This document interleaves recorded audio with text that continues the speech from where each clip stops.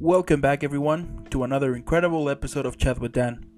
Now, before we start, I just want to thank you so much for taking the time to checking this out. Don't forget to leave a like, subscribe, follow, it helps a lot, and again, thank you. Have an incredible day or evening, depending where you are, and I'll see you in the next one. Stay safe. Welcome, everyone, to another incredible, super badass episode of Chat with Dan. For today, we have on the show the incredible, the super, the awesome, the epic, the badass Abby. Abby, how are you today? I'm doing great. Thank you for having me. Thank you so much for being here. I mean, what better way to have an epic Tuesday with someone as epic as you? You know what I mean? Thank Absolutely, you. absolutely. So yeah, welcome back here. Welcome back, everyone. If you are having if it is evening or day for you, I wish you the best here. And let's get started with the whole questions. Now, tell me, where does this passion like? Let's go back in time here and tell me where this passion for acting started. Like, what triggered it? Yeah. Um, I've been acting since I was like a little kid, and my very first like role was actually at my Catholic elementary school where I Okay. played Annie in the musical Annie. And I'd never been on stage and I'd never really sang in front of people before. And I went into the auditions when they announced it and I sang a Walking in a Winter Wonderland. It's like the only song I knew by heart. And then I came home and I got the role and I told my parents and they didn't believe me because they'd never heard me sing. They didn't know that I sang. Yeah, of course. And yeah, my very first show, I was 9 and I was the lead and it was such a whirlwind. I loved it. And then since then, all throughout like middle school, high school, I did so much musical theater like nonstop. I loved, not a solid dancer, but I loved singing and I loved acting and I loved costumes and just the whole world of it. Yeah. So that was kind of like what first got me into it. I guess my first creative endeavor was I played piano and I started playing piano when I was like 5 or 6 and I had this little plastic keyboard Hmm. and I taught myself all the songs on it and I kind of taught myself how to rudimentarily sight read and then my parents got me lessons because I'm the type of person that can like hear something and then I can play it on the piano. So Okay. I was doing that for a long time and then acting and then it's a longer story, but I went to college for neuroscience. I was pre-med. So I took like a pretty solid break from anything creative for that 4 year period. And I was pretty convinced I was going to do something professionally with like medicine or science or research or something. And then slowly, kind of the acting bug started biting again. And I added an acting minor and like a jazz piano minor. And then after the pandemic, I moved to LA. There you go. Yeah. Incredible. Such a journey, and also the fact that you kind of took a break on it and then came back. Yeah. That's pretty cool. And so you started with your whole acting career, but tell me, like, what were some of the challenges that you had when you were, yeah, let's say, making those first steps? Hmm. I guess something I struggled with when I was younger was like where to put my focus because Mm, I loved acting so much, but I didn't want to be someone who was just doing acting because I also was very interested in like academics and I was very athletic, so I did a lot of sports and my family moved around a ton too. So there was no consistency to kind of yeah. what I was doing. Like I would get established somewhere, I would get part of a theater group or company, and then we would move. Like I moved kind of every 2 to 3 years since I was born. So moving here was my 14th move, and I'm 24. So it's like, You're kidding me. no, yeah, it's pretty Wow. intense. It's pretty intense. And like when I was 9, we moved to Paris and we lived there till I was 14. And then when I came back from France, I was in like, I went from an international school in Paris to a public school in Houston. And then I went from public school in Houston to UC Berkeley in San Francisco. And then before I got to graduate, it was pandemic. So I had to move back home to Houston during my senior Mm, year. So it's just been, I think it's always this weird push and pull of I know what I want to do, but the world around me is so ever changing, like my literal environment. So I have to be so adaptive to what's yeah, of course. happening. Yeah, it's hard to make roots, I guess. Yeah, absolutely. And also, it's like, especially the part that you moved so much, whenever you were thinking, Mhm. like, okay, I might be able to get some friends now, and then later on, you need to move to another place. And then those friends, I mean, even though eventually you will stop talking to them, and that's fine. But then you will have new ones, but then you will have to move again and have new ones again. So I can understand how challenging that part was. The fact that you didn't have like back then you didn't have like a base group of friends, right? Mhm. Yeah. And honestly, now I'm so thankful that I have like one childhood friend from when we lived in France, and I never thought I would have any friendships that continued. Yeah.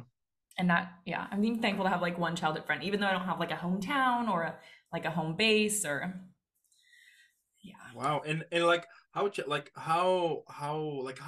was the whole shock, like the whole culture shock from living in France for so many years and then come back to the US? Like how was that, like that transition for you? It was rough, honestly. Yeah, It was pretty tough. Yeah, my high school in Houston is so big that they have a separate campus for the ninth graders. So there's a ninth grade campus. So wow. even like the first year I was there, we again switched schools when I was a sophomore. But everyone, like when I got there, everyone had known each other since like elementary school. And I was new. So they called me like the French girl. And even though I spoke English, I was American, but I was international, I was foreign. So there were all these like weird rumors about me, and people were strange in the way they talked to me and approached me. And like I had never, for example, I had never owned a pair of jeans up until I was like 15 years old. Mm, And so to school, when I was a freshman, I used to wear like tights and dresses and skirts because that was our uniform in Paris. So then, I mean, people would like make strange comments to me, and I I mean, I get it. I looked very different, very odd, yeah. and just adapting to their traditions. I mean, we did like the whole homecoming mums, those massive like gaudy flowers, and it was like a very Texan fun school, but it was really hard for me to adjust for at least Yeah, I the can first bet. like 6 months. Yeah, I can bet Yeah. that. Yeah, yeah. And especially when you're used to wear uniform and then move again into a school that doesn't use uniform at all. It's I mean, to be at least to me, I love. I mean, back then when I was kid, it was for me much easier for me to wear a uniform because you just wear that and that's it. You didn't have to be like, okay, when I'm gonna wear it now, and be like checking your closet and be like, okay, this pair of jeans I used it yesterday, I can put it again, or like things like that. So yeah, Hmm. it's much better uniform by the way. I agree. I really liked having a uniform, but Yeah, yeah, but oh well, it happened. So anyway, so time went by, and then you started, booking roles here and there. But tell me, like, how you manage to prepare a character? Like, what is your initial approach when you are about to dive into this whole process of character creation? yeah, that's a really good question. I think my character building process is ever growing and changing, and I think it's really a big product of what I'm doing and who I am at the time that I'm cast in something. Because when I was younger, I used to be what I now know is like pretty method. I was pretty method in the way that I addressed Yeah, characters. I would get cast as a character, and I was that character for like months, and I would kind of approach every conversation through that lens and see how can I live their life. And then the older you get, the more you realize like that's not necessarily sustainable, and you have to have a job. You can't just be like walking around with a British accent. Like you can't, yeah, absolutely. it's not that sustainable. So then when I got older and started to get like a little bit of formal training, I kind of leaned more towards like an Uta Hagen substitution school of thought. And like I read a lot of literature and kind of tried to find where I fit in this like lineage of established acting Mm-hmm. techniques. And now that I'm out here, even in the past like couple of years when I've been working professionally, it's very, I think my process is the actual process of getting into character and getting out of character during a scene is always pretty much the same. I like Yeah. find ways to get myself spinning in the character and in the problem, and then I'm in the scene, in flow, try to be present to myself, to my partner, to whatever I'm doing. And then when I get out, I give myself this rundown of like, okay, was I present to myself? Was I present to my partner? How did I feel in the moment? What do I want to change? Then re-prep and go back into it. But the experience of creating the character, I find is very one-on-one depending on the project. Mm. Like, for example, I did this show in Dallas that was like an open air professional show, and I got to play like a real life guy who's in prison right now, and he was arrested for like being part of a series of art heists. Like he's a big time art person, and then he became a crook basically. And he's a real person. He lives in well, he's in Florida State Penitentiary right now. So I got cast as a real person who has not similar to me at all. Like this man's like 55 years old and obviously white male, and I was 21 Yeah. female. So Yeah. figuring out a lens into playing that character was very bizarre. Also, he spoke in like a very thick Bostonian accent, which I had to learn. And so that's probably one of the harder like ways to get into character that I've had, because I had to interact as this individual. And the idea Mm. behind the show was like the people are just vessels for the spirit of the character. So they don't look like them. They don't necessarily like their age is not similar. Yeah. But getting lost in that whole like, because he's murdered a lot of people. He's like a serial killer. Like this whole very strange, very different. And I think that's when I started to find my process of when I first get a character, I like to map, like collage almost, all Hmm. these things that relate to the character. And I would get like newspaper clippings and places that he lived and try to like familiarize myself so they don't have to be things I think about. They're just my reference points. Yeah. So that's something I do. And then yeah, it's ever changing though. The thing that was crazy about that show is it was improv based. So we had like a script and then we had to just interact with the audience and they got to ask us questions. So I had to have such a strong depth of my character and knowledge. And we would get people that came in who were like from Boston who were that age. So they would ask me, "Oh, like what's your favorite bar?" or "What drink do you order at this place?" or like "What street did you grow up on?" So I had to know everything Wow. about this person and this character and world I'd created because the audience loves to get like crazy nitty gritty, which is fun. But Yeah. yeah, I've actually done a fair amount of improv, and I think that's helped me build characters because you can't not do the work. If you don't do the work, it doesn't exist, and then there's you panic. You're panicking, and it takes you out of it. Totally. So Totally. Wow. And like speaking about that character, did you got the chance like to meet him? Because I have seen like for some movies that they were portrayed as kind of characters that the actual actor will try to have a chat with the with the with the either the inmate or things like that to have to learn like their mannerisms or how they talk or like all of that. Did you manage to meet that guy or not at all? I didn't, and I considered it. I thought about it, but then I was like, I'm just gonna show up to this Yeah. penitentiary. I did consider it though, and I would. I think if the right opportunity came up, I would do that. Just Yeah. I was a little afraid at the Yeah, time. absolutely. Because like the whole fact that you're actually interviewing someone who is alive and who Hmm. commit all of those terrible crimes, and then you're actually going to meet him, like in person. I mean, I would assume that. I mean, if I was an actor and I were about to do something like that, yeah, I will be kind of a little bit shocked. I don't know. The fact that you're meeting someone like that and you're gonna play him, and he knows that as well. So that would be Yeah, yeah, that would be interesting. Yeah. the whole thing is pretty bizarre.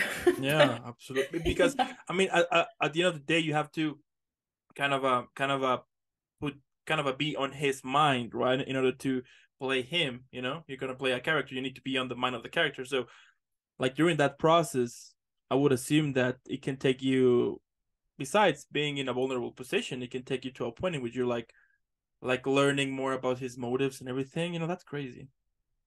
Wow. yeah, I think it's very the art of playing someone who's a real person who's alive is a very strange thing. Like I don't Yeah. exactly know how a lot of I mean, I did it from my own vantage point, but I was very green. That was like my first professional show. Yeah. And it's very fascinating because if you're creating a character and playing someone else, you have to by nature be playing only a version of them that you think exists in like fiction or in script, or it can't really be them. But then you get these people who like live alongside them and like get to know them. And then I'm like, are you playing a version of that person that wants to be portrayed through you? Is it then biased? But then if it's biased by that person, is the character more relatable or is it more Mm-hmm. actually them because they're influencing it? Yeah. Ask the question like, does the person have to influence you to make it more realistic?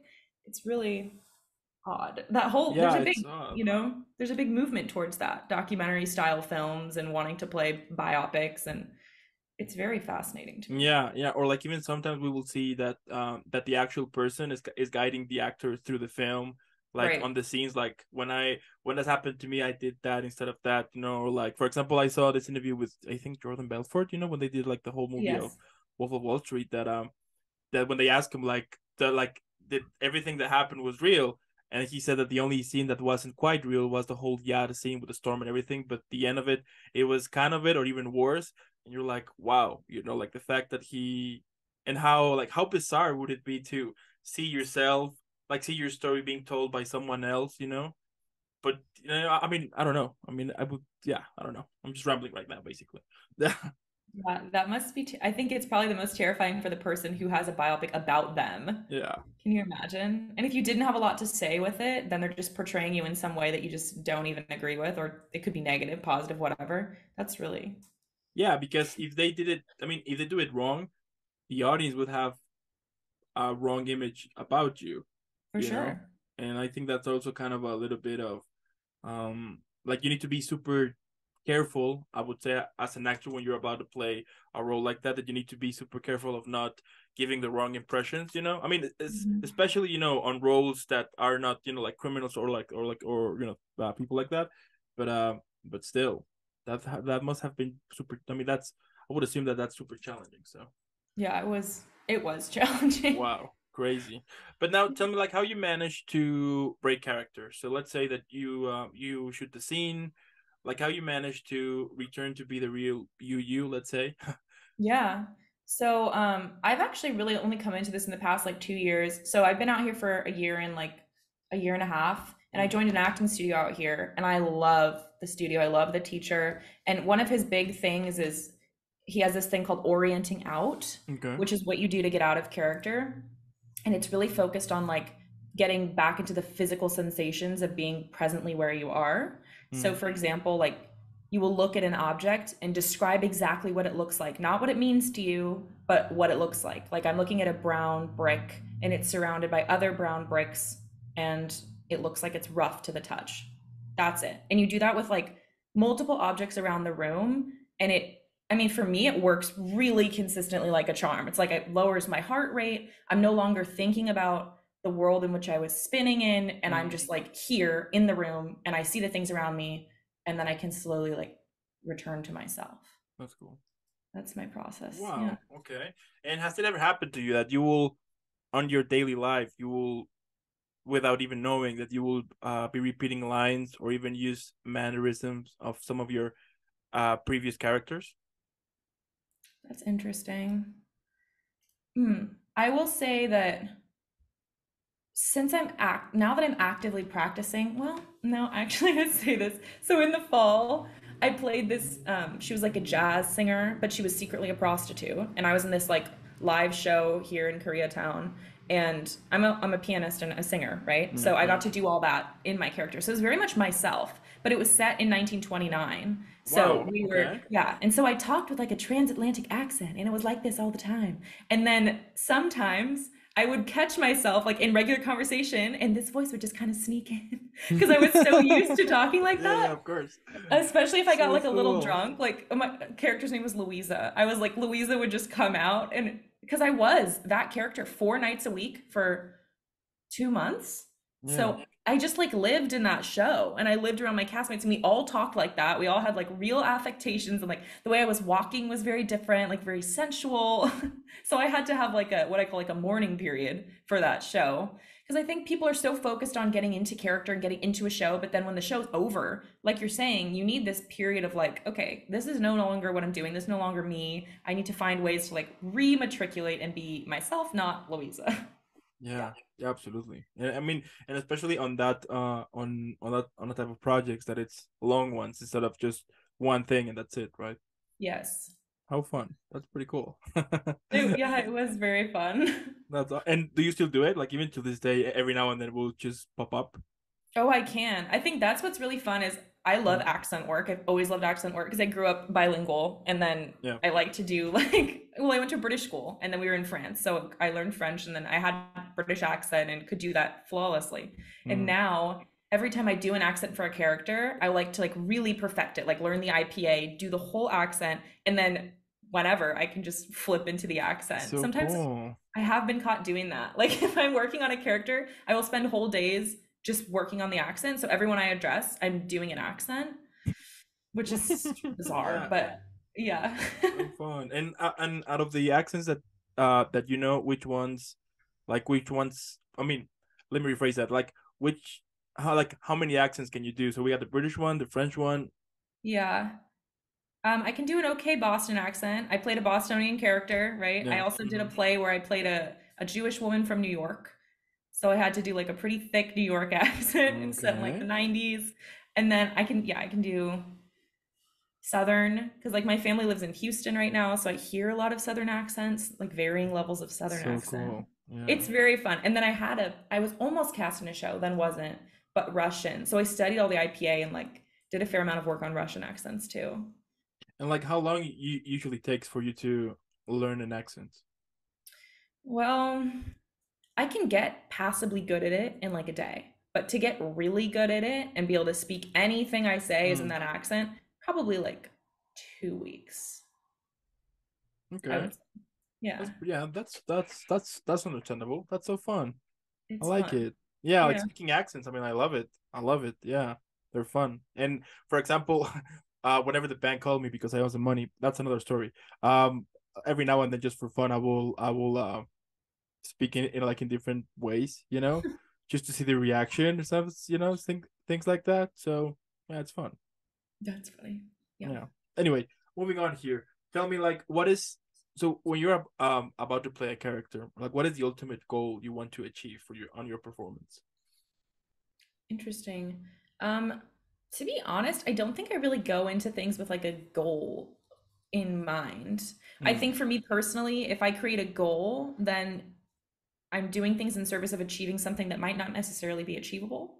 okay. So it's not very goal oriented, but it's more, I think it's more sentiment. Like, how do I feel in this character? How do I feel interacting with the people around me? Mm, And what am I feeling afterwards? Like, what's evoking, am I evoking the emotions that I would think or that I've planned on doing? And if yeah. not, why?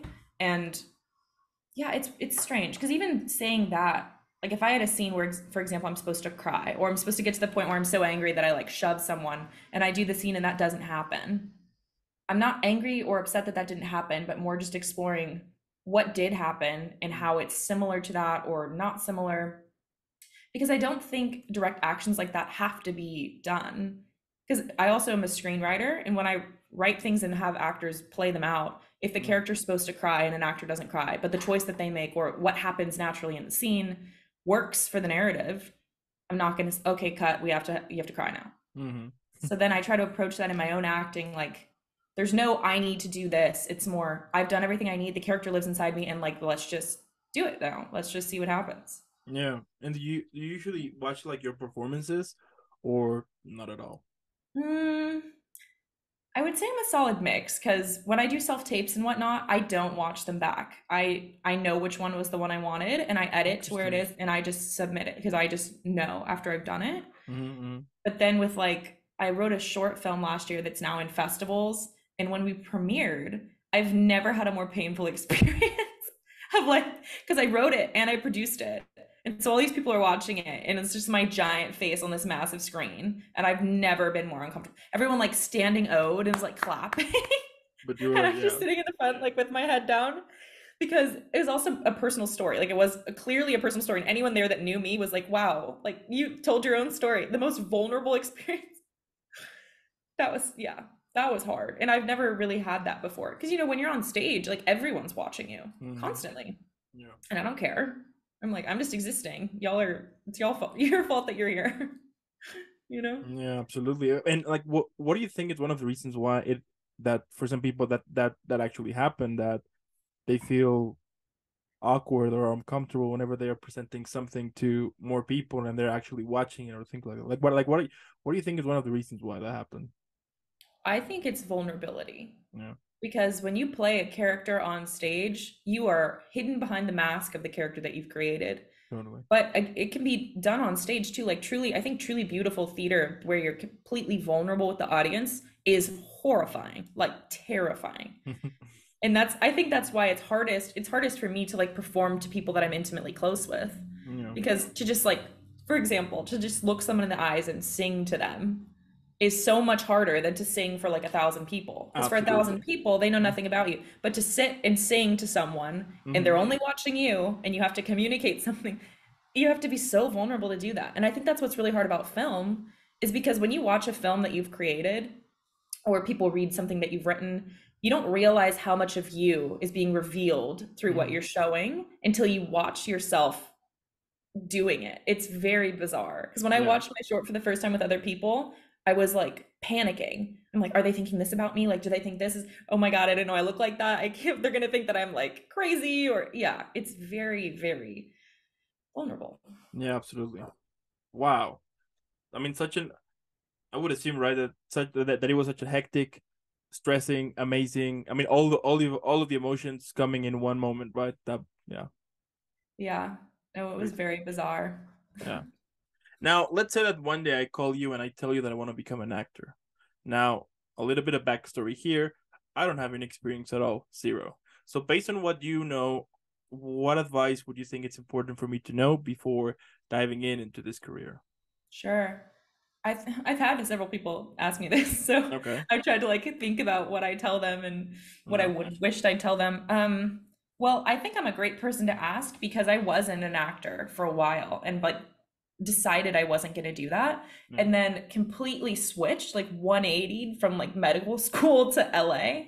And being out here now, I think the biggest thing that I've learned in the past year and a half is that you don't need any specific background, tools, literature. Like those things can help you. Mm-hmm. But at the end of the day, if you want to do it, that's all you need. You just need your own, like, unabattered desire to do it, and you can, because it's just follow through. I think so many people, and I fall into this category too sometimes, but you want to do something and it seems like there are all these hurdles in the way of doing it, so you don't do it, you put it off, you don't do it, you don't do it. I'm an actor, I'm a filmmaker, whatever it is, but like, oh, they're in a better place in their career, or like, I don't have access to these things, so I can't make it. I'm waiting to get cast in something rather than raising money and filming it and Mm-hmm. writing and shooting it yourself, and like, oh, you've been cast in something. Yeah. So I guess my biggest advice would be, for one, ask yourself, do you like being told no? Because you're gonna get told no a lot, most of the time, almost all the time. But then just rephrase it. It's like an opportunity, right? And like, it didn't There you work go. out, fine. But you can't get so connected or tied down to those things. Because I can't think about how many auditions I had last year versus how many I booked. Like, it would make me sad, right? But it doesn't matter. So my number one would be like, you have to be okay with being told no, and auditioning is your job. So if you love auditioning, you should be an actor. Yeah. It's fantastic. If you every time you get an audition, bang, it's your top priority, you're doing it, great. And then also, third thing, you have to be okay with not knowing what your week is going to look like, what your month is going to look like, constantly just in this weird, like, it doesn't really matter what happens because I'm going to do this regardless. But then, like, oh, you have this audition. Oh, you have this callback. Oh, you have to fly for the screen test. You have to be so flexible, but also so professional about it. And you can't, because I think when I first started, I'm such a deadlines person. And I would get so annoyed when someone would say, oh, we're going to let you know by this day, or like, we might have you. And I'm like, can you just tell me yes or no? And then once I made my own project, I realized, no, they can't tell you yes or no because they add the actors last. The actors are like the least important cog in the machine, and you have to wait. Yeah. So, Yeah, I have discovered that. Like, there's so many interviews that they were canceled at the last minute and redid it for the next day because they had like a callback or an audition or something like that. So, at first, I remember when I started, like, at first I was like, what the hell? But like mhm. later on, I was like, oh, okay, I get it. I get it. Yeah, and it's not them being rude, and that I struggle with that too because I'm like, I'll make plans with people, and they're so excited, and like they'll take time off work, and then boom, I have to cancel on it because I get something or I get an audition to Mm, book something, whatever. And it's realizing it's not the actor being fickle; it's the totally. industry. It's just the way that the industry is built. Yeah.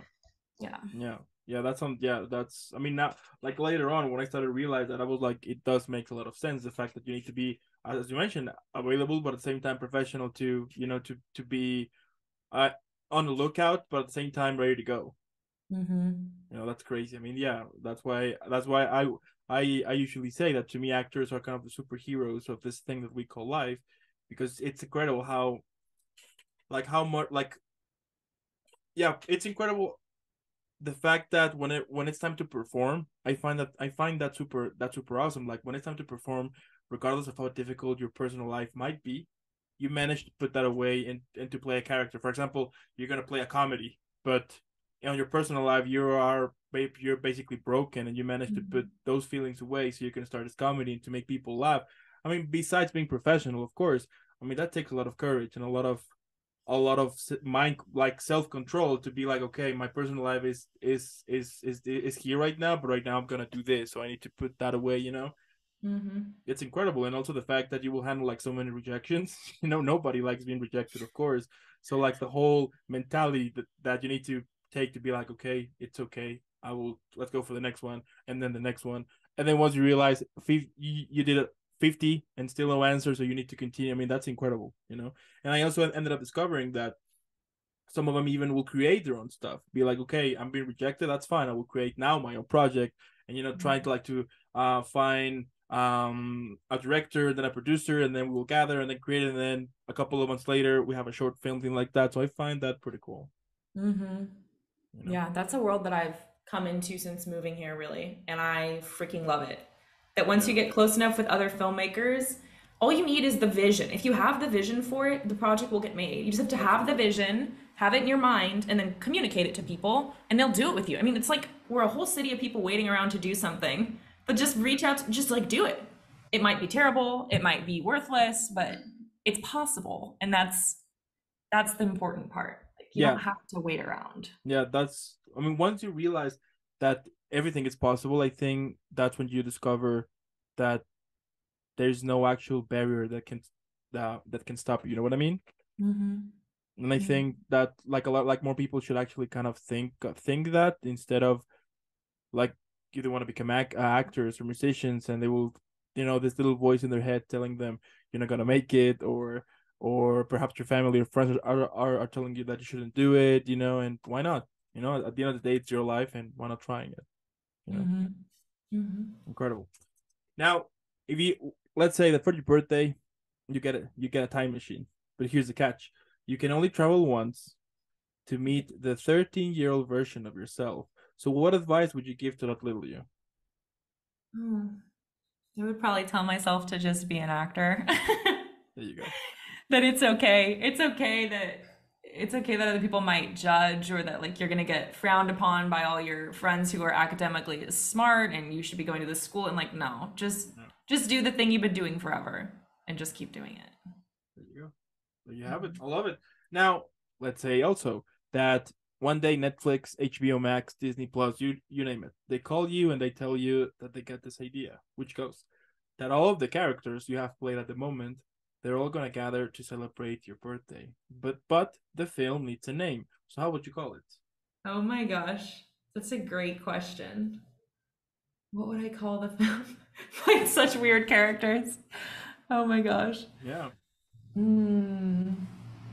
You know what I would call it? I would call it Le Petit Salon. And Le Petit Salon in French is like little room or drawing room. Mm-hmm. Mm-hmm. And this is a thing that Gertrude Stein coined this term back in like turn of the century in the 20s in Paris, because she had this living room where she would have art from like very famous people at the time, like Picasso and Matisse. And then she would have musicians and artists and like writers come, and she was best friends with like Hemingway and Fitzgerald. And she had these salons where people would come and they would just admire the art and they would talk about it. And it were Mm-hmm. people from like all walks of life, and they would come together and have these dinner parties in Paris. And that's kind of like what I've modeled my apartment after. I have like a lot of art, and that's what I like to invite people over, and we just like look at the art and talk about the art and get into like weird like existential conversations, and I Oh think that's yeah. how the movie would go. Hmm. Yeah. I like it. Okay. Okay. Cool. Now, what about describing your whole career but on a drink? How would you call this drink and what that drink would have? Oh my gosh. These questions are so hard. Um Okay, this is a good one. So I'm actually like pretty into cocktails. I like fun things and just knowing about them and whatnot.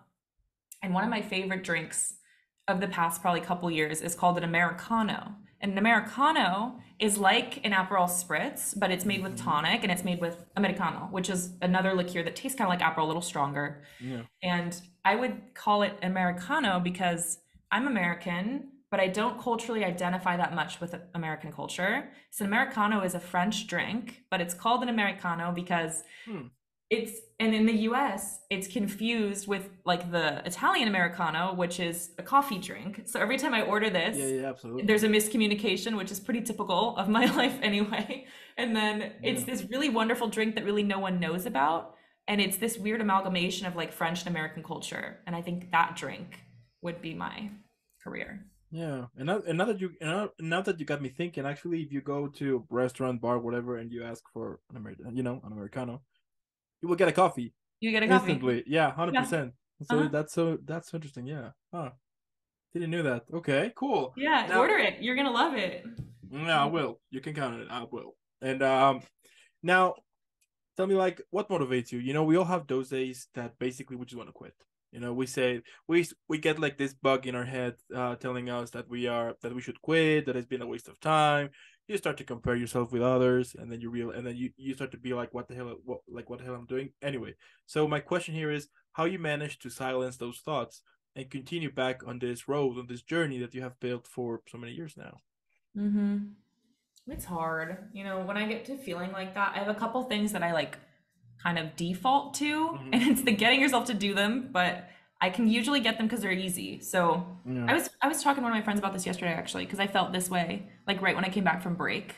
Because it's very overwhelming. Like you've got all these things to do and you have been in just a totally different pace, and then you come back and everyone's like, ugh, and you're just not ready to do that yet. And I think number one, I'll play piano, and I'll play piano with no goal, no mind, like nothing. I will just sit at the piano and I will just play or just compose, improvise, and I'll do that for like as long as it takes for me to like calm myself. Mm-hmm. Because Mm-hmm. the piano is something, and music is something that once you do it in that moment, it's gone. So no one can copy. You can't compare yourself to anyone because in every moment that you create something musically, it exists and then it's gone. So there's no possible way to compare to anything. I love that about music. And then if that's not working for me, I will I will dance. And I'm a terrible dancer. So whenever I start dancing and I'll like really dance, like go for it, acting like I'm like professional or something, it just gets me out of my head because I'm embarrassing myself, like to myself. And then I'm like, what am I comparing myself? Like, this is so silly. And then, yeah, those things usually help me. So it's something like movement, music. I'm really connected to, there's a couple records I have that there are some songs that will help me like get back into it always too. Yeah, that's cool. Yeah, I mean, like that thought comes to everyone, regardless of what you do, either acting, music, all of that, it comes. So yeah, and I find pretty cool. Like everyone has like their own stuff, like their own, like their own thing that can actually kind of like get them out of those toxic thoughts. Because otherwise, if you stay there, once you realize it's been already 4 or 5 hours and you haven't done anything, you're wasting time and your life basically on thoughts that are not helping at all. So Mm-hmm. you know, wow. Now, my last question: what can we expect from Abby in the future? Oh, I love this question.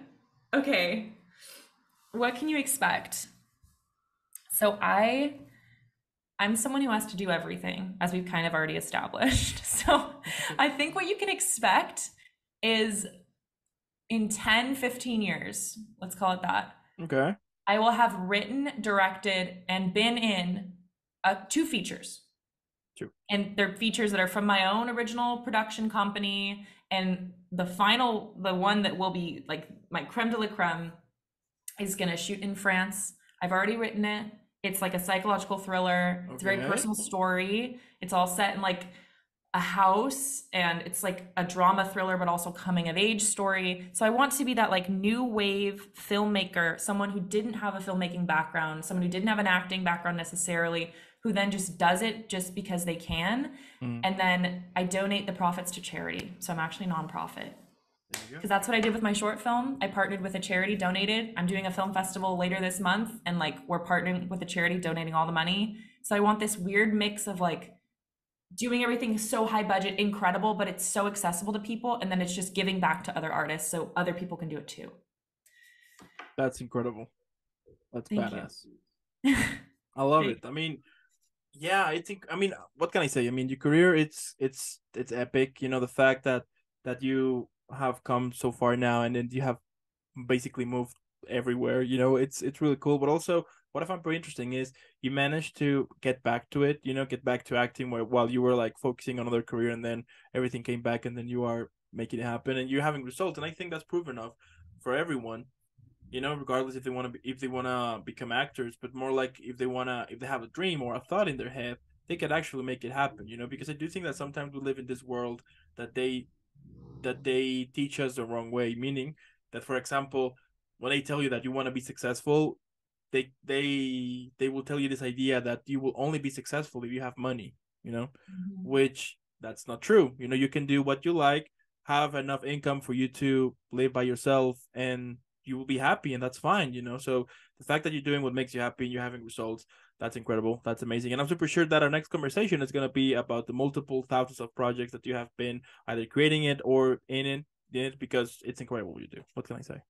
Thank you so much. It's been such a joy talking to you. Same here. Same here. And I also want to thank those who watch this. Thank you so much. If you're either listening on Spotify or Apple Podcast, make sure to go follow Abby right now. The video is over. So what I'm gonna leave on the description below, it's her link to her Instagram, so you can check it. Let's make her viral. Hashtag Team Abby because she's incredible. And again, Abby, thank you so much for making this happen. Have an incredible rest of the day, an incredible upcoming weekend. Keep creating, keep being this amazing, badass super person you always are. And I'll see you in the next one. Thank you.